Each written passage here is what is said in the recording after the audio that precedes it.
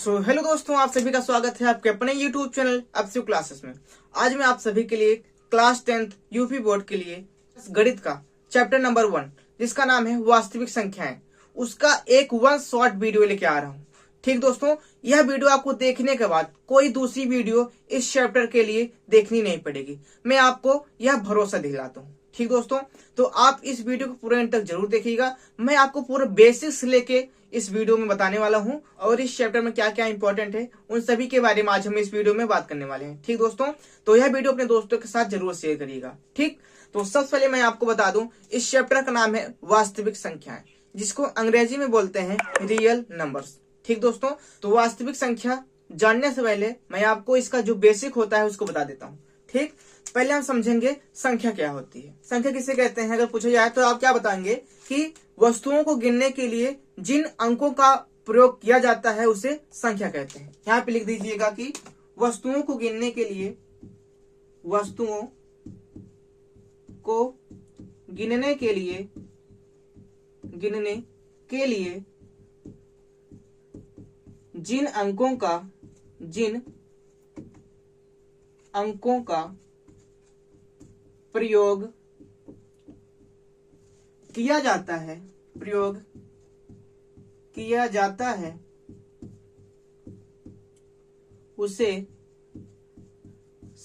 जाता है उसे संख्या कहते हैं। ठीक दोस्तों, जैसे क्या हो जाएगा हमारा 1 2 3 4 5 ऐसे इंफिनिटी तक। ठीक दोस्तों, इसे क्या कहेंगे हम? संख्या कहेंगे। यह हमारा पहला पॉइंट है। और दूसरा हम समझेंगे कि प्राकृतिक संख्या क्या होती है। प्राकृतिक संख्या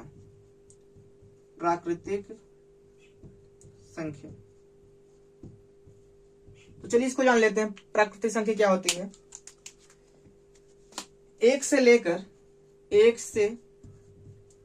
लेकर अनंत तक की सभी संख्या को प्राकृतिक संख्या कहते हैं। प्राकृतिक संख्या कहते हैं। ठीक दोस्तों, यहां पे लिखिएगा जैसे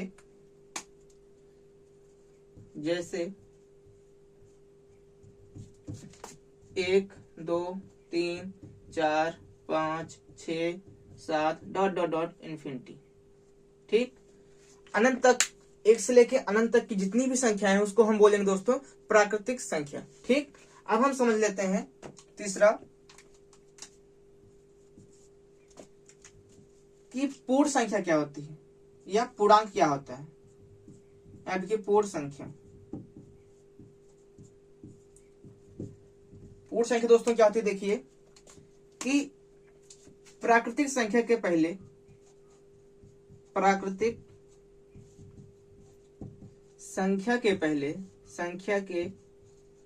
पहले जीरो या कोष्टक में लिखिएगा 0 लगा देने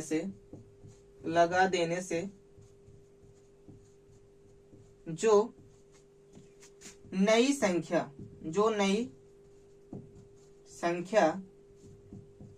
मिलती है उसे पूर्ण संख्या कहते हैं। ठीक दोस्तों, जैसे यहां पे लिखिएगा जैसे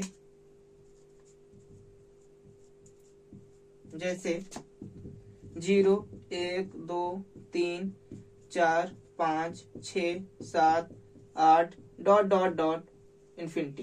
दोस्तों, यह डॉट का मतलब होता है कि यहाँ भी कुछ संख्याएं हैं, जैसे कि 1 2 3 4 5 6 7 8 9 10 11 12 13 14 15 16 17 18 19 20 21 22 23 24 25 26 27 28 29 30 31 32।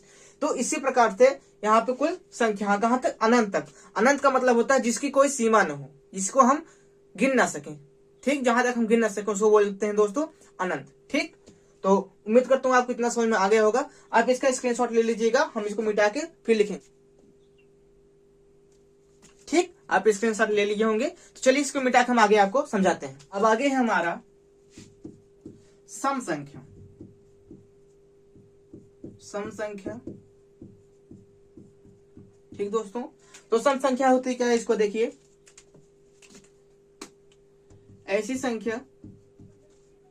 संख्या जो 2 से पूर्णतः विभाजित हो जाए, उसे सम संख्या कहते हैं। सम संख्या कहते हैं। ठीक दोस्तों, जैसे देखिएगा, जैसे 2, 4, 6, 8, 10, 12, 14 आदि। ठीक दोस्तों, इन सभी संख्याओं को हम सम संख्या कहते हैं। ठीक, अब हमारा 5वां है विषम संख्या। विषम संख्या, अब देखिए दोस्तों, विषम संख्या होती क्या है कि ऐसी संख्या जो 2 से पूर्णतः विभाजित ना हो। यहां पे लिखिएगा कि ऐसी संख्या जो 2 से पूर्णतः विभाजित ना हो, उसे विषम संख्या कहते हैं। उसे विषम संख्या कहते हैं। जैसे दोस्तों, अब यहां पे देखिए, जैसे में 1, 3, 5, 7, 9 आदि। ठीक दोस्तों, ठीक। अब पूर्णतः विभाजित होने का मतलब ये दोस्तों होता है कि जब किसी संख्या हम 2 से भाग दें, अगर उसका जो शेषफल होता है वो अगर 0 आ जाता है तो उसको हम बोलते हैं पूर्णतः विभाजित। जैसे यहाँ पे समझिए, जैसे यहाँ पे 2 में अगर हम 2 से भाग देंगे, ठीक दोस्तों, तो 2 1 कम 2 एक बार जाएगा, और 2 में से 2 घटाएंगे तो 0 बच जाएगा। जो इसका शेषफल है दोस्तों, अगर इसका शेषफल 0 हो जाता है, ठीक दोस्तों, किसी भी संख्या में अगर 2 से भाग देने पर उसका जो शेषफल हो दोस्तों, अगर वह 0 आ जाता है, ठीक, तो जो वह संख्या है क्या होगी, सम संख्या कहलाएगी। अब यहाँ पे देखिए, इसका 2 है तो 2 1 कम 2, इसका शेषफल 0 आ गया, तो इसको हम बोलेंगे सम संख्या। यह क्या है, एक पूर्णतः विभाजित संख्या है। अब यहाँ पे जैसे देखिए, यहाँ पे 3 है, जब हम 3 में दोस्तों 2 से भाग देंगे तब देखिए क्या होगा, 2 1 कम 2, तो 3 में से 2 काटेंगे 1 बचेगा। जो इसका शेषफल है दोस्तों, यह हमारा 1 आ जाएगा, क्योंकि 3 में से 2 घटाएंगे तो 1 ही आएगा, तो ये 1 आ जाएगा शेषफल हमारा। तो यह एक क्या है, पूर्णतः विभाजित संख्या नहीं है, तो इसको हम क्या बोलेंगे, विषम संख्या बोलेंगे। ठीक दोस्तों, उम्मीद करता हूँ आपको इतना समझ में आ गया होगा। अब हम देखते हैं दोस्तों अनुवर्ती संख्या। अनुवर्ती संख्या, ठीक। अनुवर्ती संख्या होती है क्या दोस्तों, इसमें देखिए, किसी भी संख्या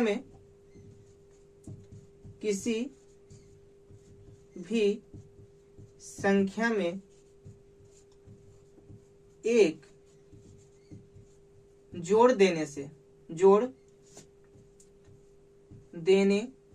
पर जो नई संख्या प्राप्त होगी वह पहले संख्या की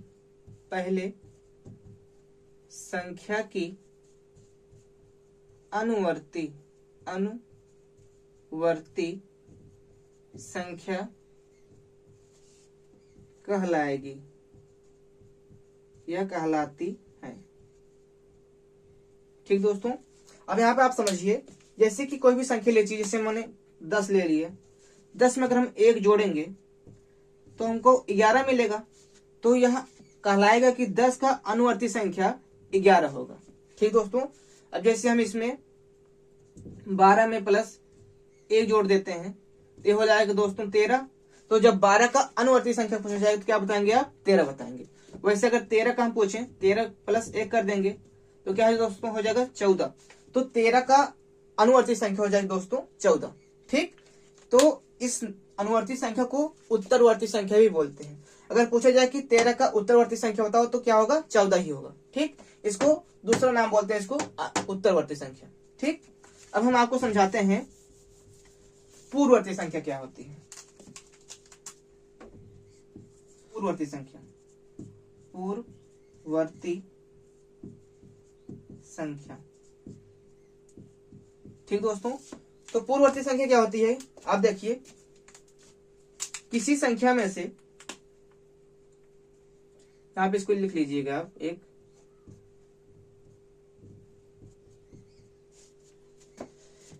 किसी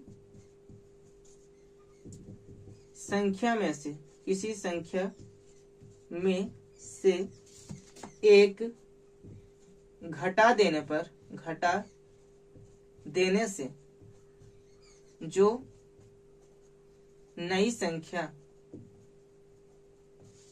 बनती है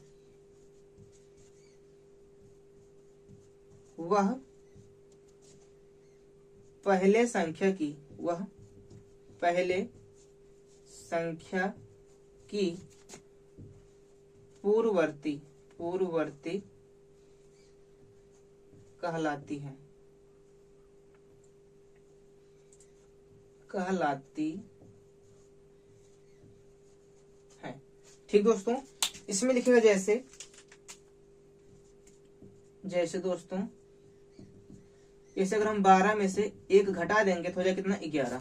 ठीक, तो अगर हम पूछा जाए कि 12 का पूर्ववर्ती संख्या बताओ तो आप क्या बताएंगे? 11। ठीक दोस्तों, जैसे अगर हम मान लीजिए 10 का पूर्ववर्ती संख्या पूछे तो आ जाएगा दोस्तों 9 आ जाएगा। तो हम क्या बताएंगे? 10 का पूर्ववर्ती संख्या 9। ठीक, आप इसको याद रखिएगा। आप इसका भी स्क्रीनशॉट ले लीजिएगा। ठीक, उम्मीद करता हूं आप इसका स्क्रीनशॉट ले लिए होंगे। तो चलिए हम आपको इसको मिटा के आगे समझाते हैं। तो अब हम समझते हैं दोस्तों आरोही क्रम और अवरोही क्रम। आरोही क्रम, तो दोस्तों देखते हैं आरोही क्रम क्या होता है। किसी भी संख्या या वस्तु को बढ़ते हुए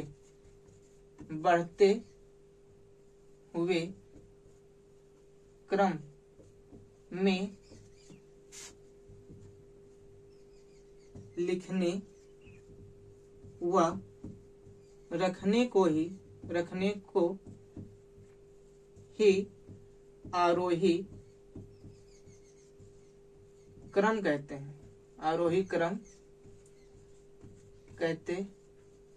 ठीक दोस्तों, जैसे समझिए, जैसे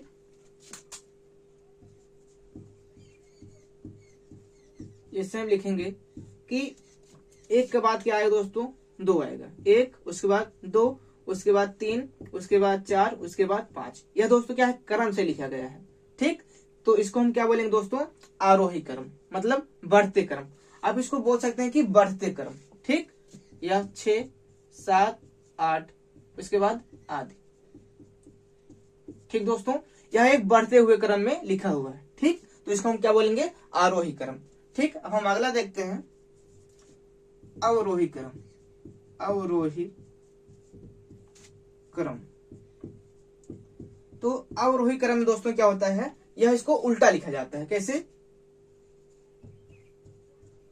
किसी भी संख्या को घटते क्रम में लिखने को ही अवरोही क्रम कहते हैं। अवरोही क्रम कहते हैं।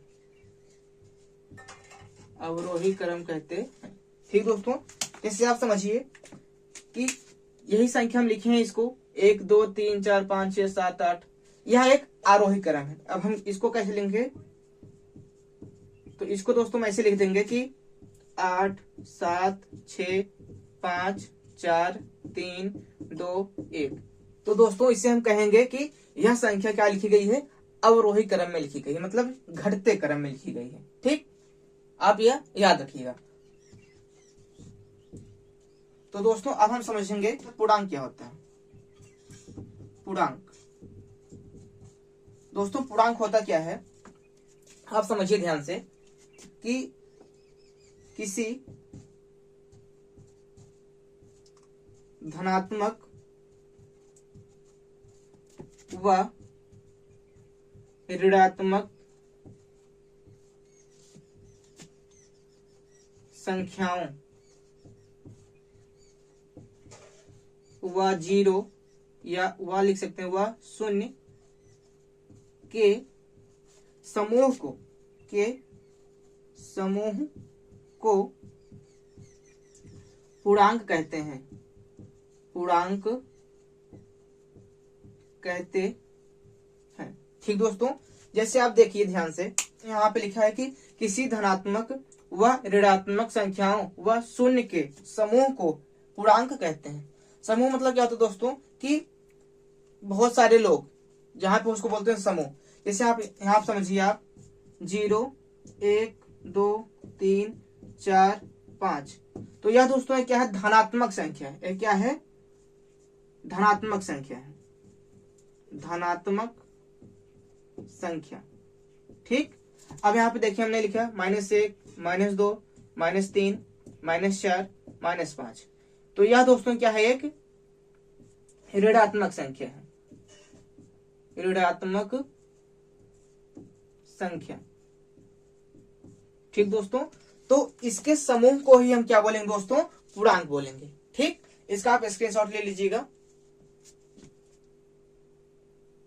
ठीक, उम्मीद करता हूं दोस्तों आपको इतना समझ में आ गया होगा। तो चलिए हम आपको इसको मिटा के आपको आगे समझाते हैं। अब हम समझते हैं भाज्य संख्या।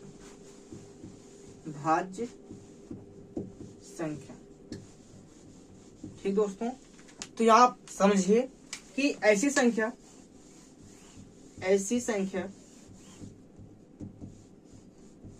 जो एक और स्वयं के अलावा किसी दूसरे संख्या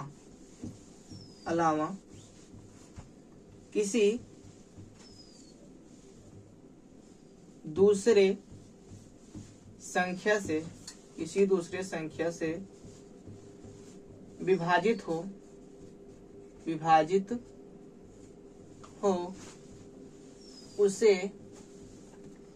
उसे भाज्य संख्या कहते हैं। उसे भाज्य संख्या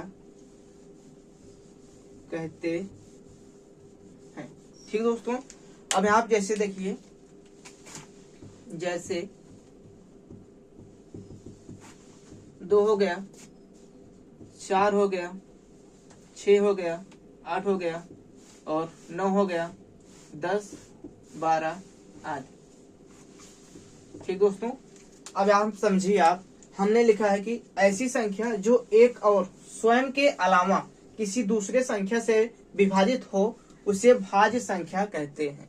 ठीक दोस्तों, जैसे आप लिखिए हैं 2 4 6 8 9 10 12। ठीक, ये सभी संख्याएं क्या है, भाज्य संख्या है। ठीक, हम आगे समझते हैं अभाज्य संख्या। अभाज्य संख्या, तो अभाज्य संख्या होती क्या है दोस्तों, देखिए ध्यान से, ऐसी संख्या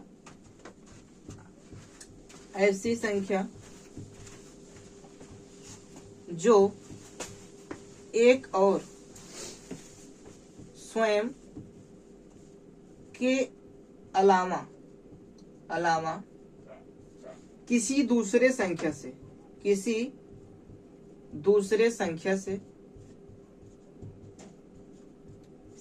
से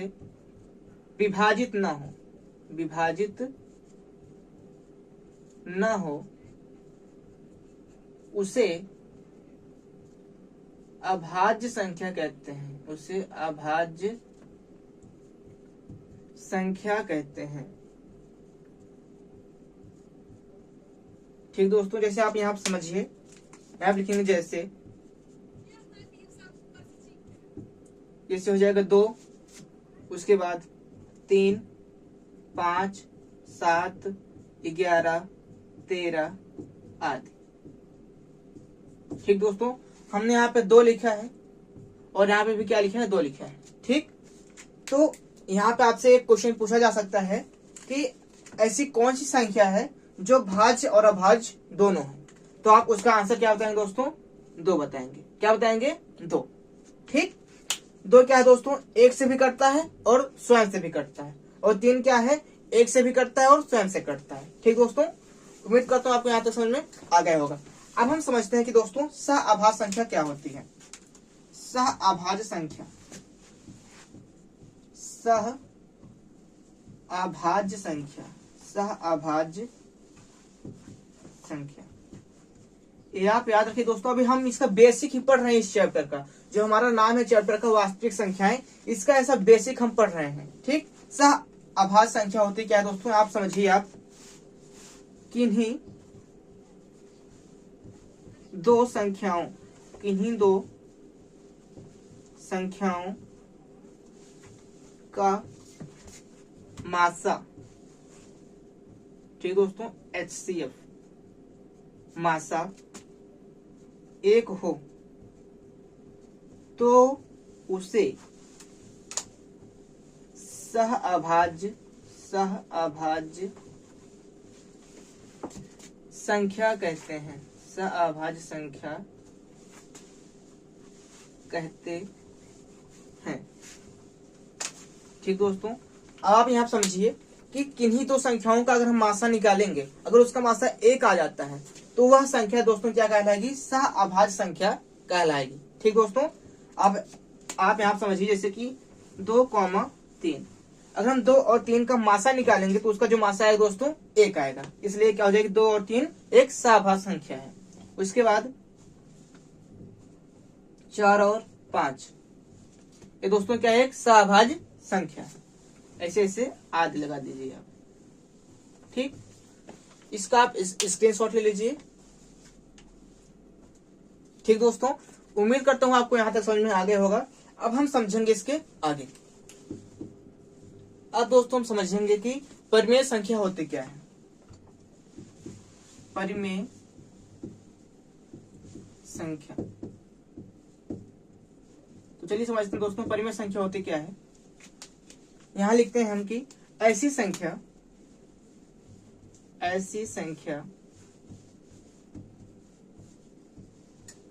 जिसे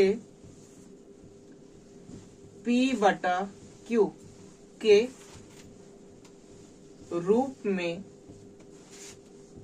लिखा जा सके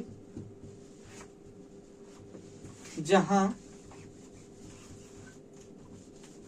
P और Q एक पूर्णांक हो। एक क्या दोस्तों, पूर्णांक हो, और Q does not equal to 0, मतलब Q का मान शून्य ना हो, उसे परिमेय संख्या कहते हैं। उसे परिमेय संख्या कहते हैं। ठीक दोस्तों, अब आप यहां समझिए, जैसे हम यहाँ पे लिखेंगे जैसे 2/3 हो गया, कॉमा 4/5 और 0/9 आदि। आप चाहे यहाँ पे माइनस भी लगा दीजिए, कोई दिक्कत नहीं। ये सब क्या है दोस्तों, एक परिमेय संख्या है। ठीक, तो यहाँ इसका मतलब क्या, 0 ना हो। अगर हम यहाँ पे 9/0 लिख देंगे तो यह दोस्तों एक अपरिमेय संख्या हो जाएगी। यह दोस्तों अपरिमेय संख्या हो जाएगी, तो यह परिमेय संख्या नहीं कहलाएगी। जीरो ना होने का मतलब क्या है दोस्तों, जो हमारा हर होता है वह जीरो ना होने पाए। ठीक दोस्तों, तो उसे हम क्या कहेंगे, परिमेय संख्या कहेंगे। ठीक, ये आप याद रखिएगा। अब हम समझते हैं कि अपरिमेय संख्या होती क्या है। यहाँ आप लिखिए, आप अपरिमेय संख्या। ठीक दोस्तों, तो आप देखिए अपरिमेय संख्या होती क्या है। ऐसी संख्या जो P/Q के रूप में ना लिखा जा सके,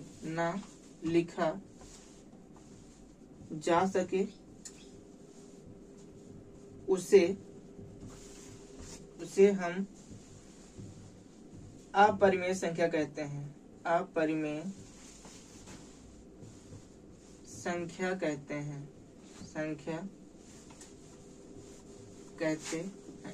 ठीक दोस्तों, जैसे आप देखिए,